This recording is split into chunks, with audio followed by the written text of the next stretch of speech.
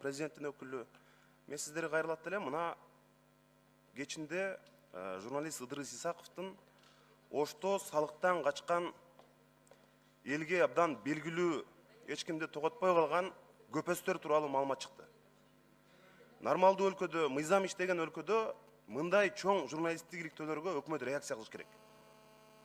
Жалил Атамбаевдин канчалаган ишкерлерди, канчалаган карапайым адамдарды мыйзамсыз акчаларын бербей, аларды сыздатып атканын журналист шуруудай кылып тизмектеп берди. Эми көрөбүз, реалдуу коррупцияга каршы күрөш жүрүп атабы же жокпу? Мына ушунун көрсөткүчү болот. Ош шаарынан мына эртеден бери мага жок эле дегенде 30 киши чалды. Ушуну парламентте көтөрөсүңөрбү, карайсыңарбы? Буга реакция болобу же баягы бойдон эле калабызбы деп.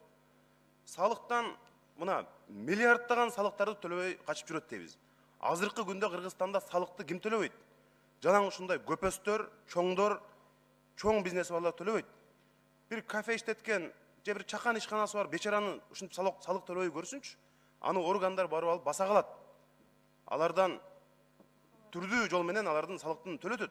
А мондай адамдар менен күрөшүш керек да. Ошон үчүн биз мына көмүскө экономика деп атабыз. Жанатан бери депутаттар сүйлөп атат. Оғандан келген бордошторго жашай турган жери жок деп. Бирөө айтып атат, мектеп жетишпейт, бирөө айтып атат, бала бакча жетишпейт.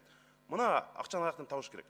Ошон үчүн мындай журналисттик чоң коомдо сенсация жараткан маалыматтарга сөзсүз президенттик аппараттагы күч органдары, өкмөт башчы өзү керек болсо реакция кылып, муну жеке көзөмөлүнө алып туруп текшерүүнү башташ керек. Рахмат.